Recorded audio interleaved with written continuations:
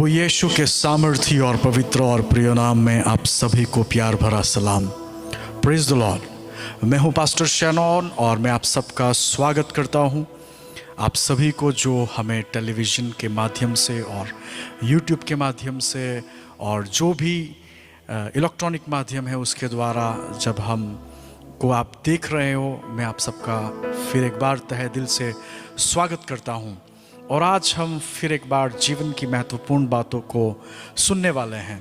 और आज मैं आपके साथ आपके जीवन के वास्तविक आधार के बारे में बात करना चाहता हूं। और पवित्र शास्त्र बाइबल ये बताती है कि हमारे जीवन का जो वास्तविक आधार है वो परमेश्वर का प्रेम होना चाहिए। और देखिए, हम हर कोई व्यक्ति अपने अपने घरों में रहते हैं। जब कोई इमारत को बनाया जाता है, जब कोई घर को बनाया जाता है, तो सबसे महत्वपूर्ण बात उस घर में या उस इमारत में जो होती है वो होती है नींव। और यदि नींव या फिर उसका जो आधार है यदि वो ठीक नहीं है तो वो घर या वो इमारत टिक नहीं सकती। तूफान आने पर, जल प्रलय आने पर और कोई भी भूकंप आने पर वो इमारत गिर सकती है। तो हम ये बात समझ सकते हैं कि नींव बहुत ही महत्वपूर्ण है। तो उसी तरह से हमें भी हमारे जीवनों के बारे में सोचना होगा। हमारे जीवन का जो वास्तविक आधार या जो नींव है उसके बारे में हमको जानना आवश्यक है। इफिसियों उसका 3 अध्याय और उसके 17 पद में जो लिखा है वो मैं आपके लिए पढ़ूंगा। इफिसियों उसका 3 अध्याय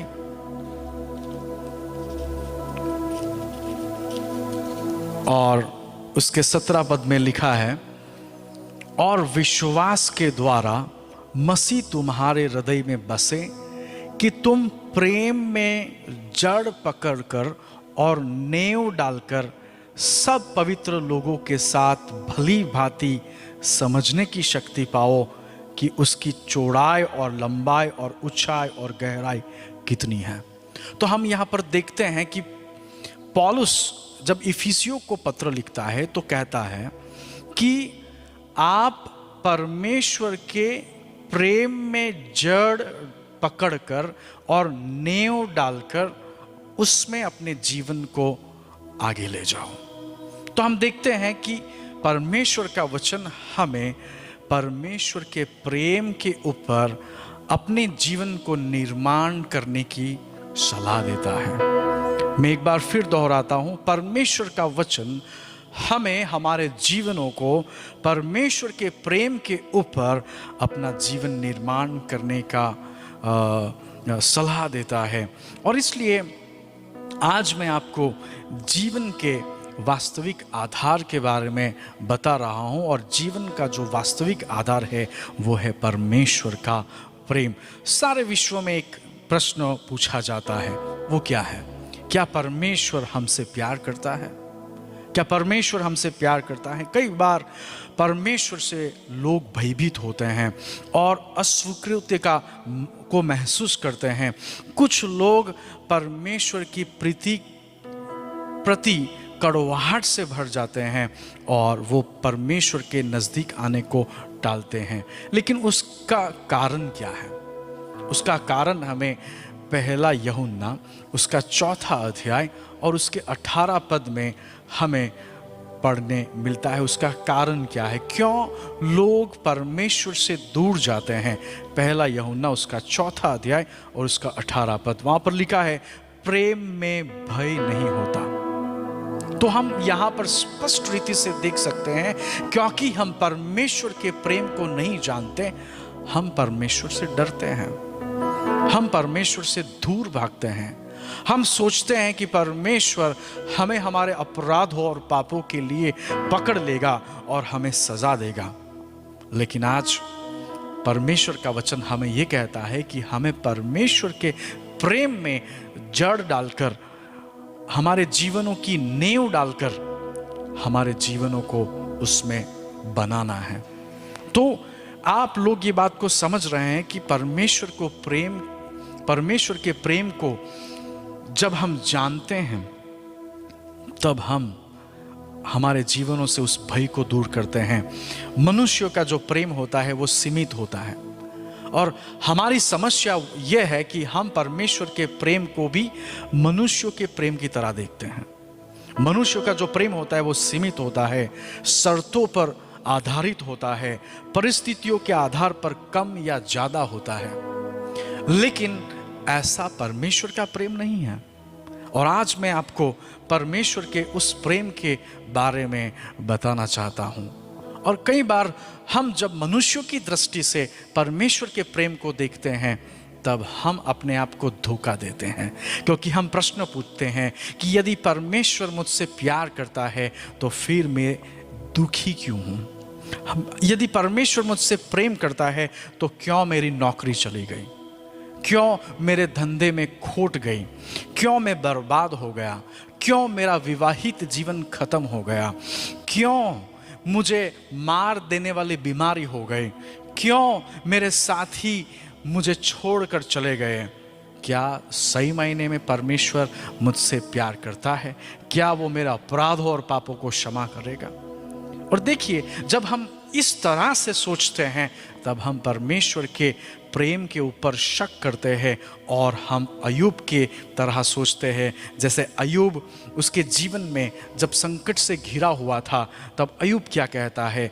अय्यूब उसका 23 अध्याय और उसके 8 और 9 पद में लिखा है। अय्यूब उसके 23 और 8 पद में लिखा है, देख मैं आगे जाता हूं परंतु वहां नहीं मिलता। अय्यूब परमेश्वर के बारे में ये बात कह रहा है। वो कहता है कि मैं अकेला हूं, मुझे छोड़ दिया गया है, मेरे संकट में परमेश्वर ने मुझे त्याग दिया है। और इसलिए अय्यूब कहता है, देख मैं आगे जाता हूं परंतु वहां नहीं मिलता, मैं पीछे हटता हूं परंतु वहां दिखाई नहीं पड़ता, जब वह बाएं और काम करता है तब वह मुझे दिखाई नहीं देता। हालेलुया। लेकिन अय्यूब को एक बात पता है कि जब परमेश्वर दाईं और हमारे जीवन में काम कर रहे हैं तब वो हमें दिखाई नहीं देते, वह दाहिने और ऐसे छिप जाते हैं कि मुझे वह दिखाई नहीं पड़ते। इसलिए अय्यूब की तरह हमें सोचना बंद करना चाहिए और परमेश्वर के प्रेम को हमें समझना चाहिए। और मैं आपको क्यों बता रहा हूं कि आपके जीवन का जो आधार है वो परमेश्वर के प्रेम को बनाएं, उसका कारण है क्योंकि परमेश्वर का प्रेम हमें मृत्यु से जीवन की ओर ले जाता है। सब बोलो आमीन। परमेश्वर का प्रेम हमें मृत्यु से जीवन की ओर ले जाता है। हम परमेश्वर के प्रेम को समझ नहीं सकते, हम परमेश्वर के प्रेम को समझ नहीं सकते। और मैं आपको उस बात को समझाना चाहता हूँ। सालों पहले कलीसिया में जब मैं प्रचार कर रहा था, मैंने कलीसिया में लोगों से ये पूछा, क्या कोई मरे हुए को प्रेम करता है? दूसरे शब्द में कहूं तो क्या हम किसी लाश को आई लव यू कहेंगे?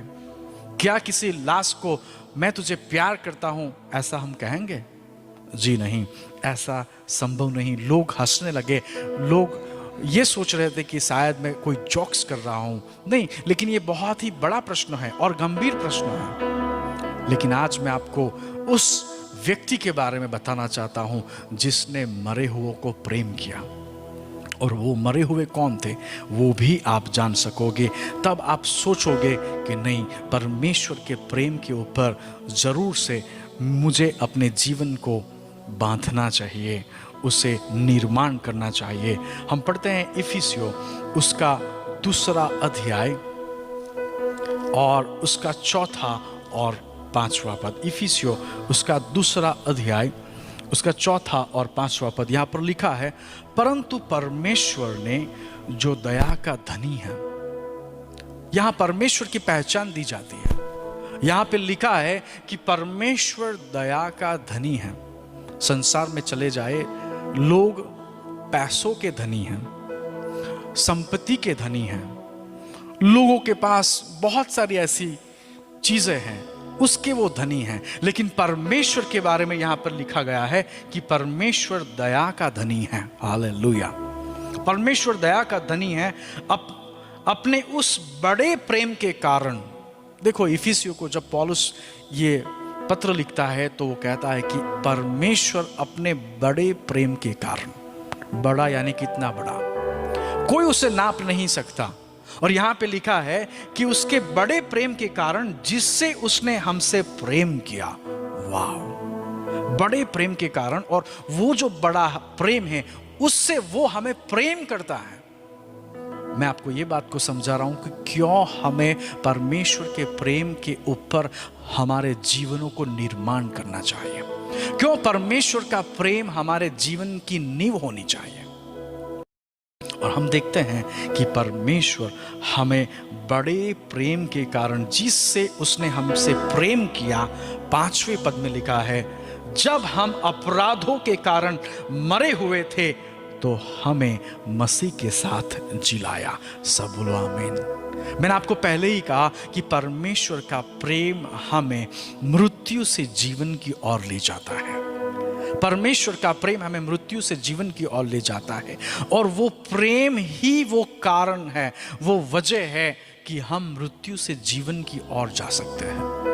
शायद आप ये सोचते होंगे कि मैं तो मरा नहीं हूं, मैं तो जिंदा हूं, लेकिन इफिसियों उसका 2 अध्याय और उसका पहला पद यह कहता है कि उसने तुम्हें भी जिलाया जो अपने अपराधों और पापों के कारण मरे हुए थे। देखो, जो इंसान इस संसार में जन्म लेता है और जो इंसान अपराध और पापों में जीता है वो जिंदा नहीं है, उसे एक लाश कहा जाता है, वो मुर्दा है, वो मरा हुआ है। और इसलिए यदि आपको मृत्यु से जीवन की ओर जाना है तो सिर्फ प्रभु का प्रेम ही आपको उससे बचा सकता है। क्योंकि जब सृष्टि का सृजन किया गया, परमेश्वर ने आदम और हवा को एदन बाग में रखा, और फिर क्या हुआ, परमेश्वर ने उनसे कहा कि आपको जो पेड़ मैंने एदन बाग के बीच में बनाया है उसके फल को आपको नहीं खाना है, क्योंकि जिस दिन आप उस फल को खाओगे आप मर जाओगे। परमेश्वर ने उनसे यह सत्य कहा था कि वो फल खाने से वो मर सकते हैं। लेकिन क्या होता है, एक दिन हवा शैतान की बात को सुनती है और उसे वो ये कहता है कि ये फल खाने से तुम नहीं मरोगे। क्या होता है, हवा झूठ को मान लेती है, शैतान के झूठ को मान लेती है, और उसके बाद वो उस फल को खा लेती है, अपने पति को भी खिलाती है, और उस कारण से सारी सृष्टि श्रापित हो जाती है। सारी मानव जाति में मृत्यु का प्रवेश हो जाता है, श्राप का प्रवेश हो जाता है, और इस तरह से संसार में सब मनुष्य अपराधों और पापों में जीने लगते हैं, और वो जन्म से पापी कहलाते हैं, अपराधी कहलाते हैं, और मरे हुए कहलाते हैं। लेकिन परमेश्वर ने हमें ऐसे ही छोड़ नहीं दिया। परमेश्वर का वचन हमें ये कहता है कि उसने हमें जिलाया। देखो, रोमियो उसका 5वां अध्याय और 6 पद में जो बात लिखी है वो मैं आपको पढ़ के सुनाना चाहता हूँ। रोमियो उसका 5वां अध्याय और उसके 6 पद से, क्योंकि जब हम निर्बल थे, जब आप कमजोर होते हैं, जब आप निर्बल होते हैं, तब आपको किसी की मदद की आवश्यकता होती है। आप अपने आप कुछ नहीं कर सकते, आपको किसी के मदद की आवश्यकता होती है। और यहां पर लिखा है कि जब हम निर्बल थे, जब इंसान बीमार हो जाता है, वो निर्बल हो जाता है, वो कमजोर हो जाता है, और वो अपने आप को मदद नहीं कर सकता है, किसी और को उसकी मदद करनी जरूरी हो जाती है। उसी तरह से हम जो मनुष्य थे, हम भी अपराध और पापों में बहुत ही बड़े संकट में आ गिरे थे। हम अपने आप को मदद नहीं कर सकते, और इसलिए यहां पर लिखा है कि जब हम निर्बल ही थे तो मसीह ठीक समय पर भक्तिहीनों के लिए मरा। Praise the Lord. भक्तिहीनों यानी कौन? दुष्ट लोग, जो परमेश्वर की भक्ति नहीं करते हैं, जो परमेश्वर की बातों को नहीं मानते। लेकिन सारे संसार के लोग ऐसे ही थे, पापों और अपराधों में मरे हुए। लेकिन प्रभु यीशु उनके लिए मरा किसी धर्मी जन के लिए कोई मरे, यह तो दुर्लभ है, परंतु हो सकता है कि किसी भले मनुष्य के लिए कोई मरने का भी साहस करे। परंतु परमेश्वर हम पर अपने प्रेम की भलाई इस रीति से प्रकट करता है कि जब हम पापी ही थे तब मसीह हमारे लिए मरा। Praise the Lord. प्रभु यीशु हमारे लिए अपना जीवन बलिदान करता है और वो मृत्यु को सहता है। क्यों? ताकि जब हम उनके उस प्रेम को हमारे जीवनों में स्वीकार करें तब वो हमें उसके साथ जिला सके। और इसलिए हम उस परमेश्वर का धन्यवाद देते हैं जो हमारी खातिर मर जाता है। लेकिन क्या होता है जब आप प्रभु यीशु पर विश्वास करते हो? क्या होता है जब आप ये बात को मानते हो कि प्रभु यीशु ने आपके लिए बलिदान दिया है? हम ये आखिरी पद पढ़ेंगे, 2 कुरिन्थी उसका 5वां अध्याय और उसका 17 पद। यहाँ पर लिखा है, इसलिए यदि कोई मसीह में है तो वो नई सृष्टि है। यदि कोई मसीह में है तो वो नई सृष्टि है, पुरानी बातें बीत गई है, देखो सब बातें नई हो गई है। और इसलिए यदि आप आपके जीवन को परमेश्वर के प्रेम के ऊपर निर्माण करते हो, यदि आप आपके जीवन में परमेश्वर के प्रेम को स्वीकार करते हो, तो उसका परिणाम ये होता है कि आपको मृत्यु से जिलाया जाता है, आपको अनंत काल का जीवन दिया जाता है और आप प्रभु यीशु के अंदर नई सृष्टि बन जाते हो। 2 कुरिन्थी 5:70 में जैसे लिखा है, इसलिए यदि कोई मसीह में है तो वो नई सृष्टि है, पुरानी बातें बीत गई है, देखो सब बातें नई हो गई है। और प्रभु आपको नया बना देता है, आप एक नई सृष्टि बन जाते हो। और जो श्राप था संसार के शुरू से हर एक मनुष्य के ऊपर आ गई थी, वो आपके जीवन से दूर की जाती है और प्रभु यीशु के पवित्र लहू से आपको शुद्ध किया जाता है और प्रभु यीशु के अंदर आपको अनंत काल का जीवन दिया जाता है। तो क्या आप आपके जीवन को परमेश्वर के प्रेम के ऊपर निर्माण करना चाहते हो? क्योंकि यदि आप परमेश्वर के प्रेम को आपके जीवन में स्वीकार करते हो तो क्या होता है? एक आखिरी पद हम पढ़ेंगे, यूहन्ना उसका 3 अध्याय और उसका 16 पद। यहाँ पर लिखा है, क्योंकि परमेश्वर ने जगत से ऐसा प्रेम रखा कि उसने अपना एक लौता पुत्र दे दिया, ताकि जो कोई उस पर विश्वास करे वो नष्ट न हो परंतु अनंत जीवन पाए। जब आप प्रभु यीशु के ऊपर विश्वास करते हो, उसका परिणाम ये आता है, आपको अनंत जीवन की भेंट दी जाती है। मृत्यु आपसे ले लिया जाता है। प्रभु यीशु ने कहा कि पुनरुत्थान और जीवन मैं हूं, जो कोई मुझ पर विश्वास करेगा वो कभी भी मरेगा नहीं। और इसलिए ये है सबसे पहला फायदा कि आप आपके जीवन को परमेश्वर के प्रेम के ऊपर निर्माण करें, क्योंकि परमेश्वर का प्रेम आपको मृत्यु से जीवन की ओर ले जाता है। God bless you. और यदि आप आपके जीवन को मृत्यु से जीवन की ओर ले जाना चाहते हैं तो आइए आप आपके जीवन को प्रभु यीशु को सौंप दें। मैं आपके लिए प्रार्थना करना चाहूँगा। धन्यवाद जीवन के स्वामी। जो कोई भी व्यक्ति प्रभु आपके वचनों को सुनकर आपके प्रेम को ग्रहण करता है, प्रभु यीशु के नाम से उनको जीवन की भेंट दे दी जाए और श्रापों से उनको आजाद कर दिया जाए। प्रभु आपके पवित्र लहू से उनको शुद्ध और पवित्र कर दिए जाए और उनके जीवनों को नए बनाए दिए जाए।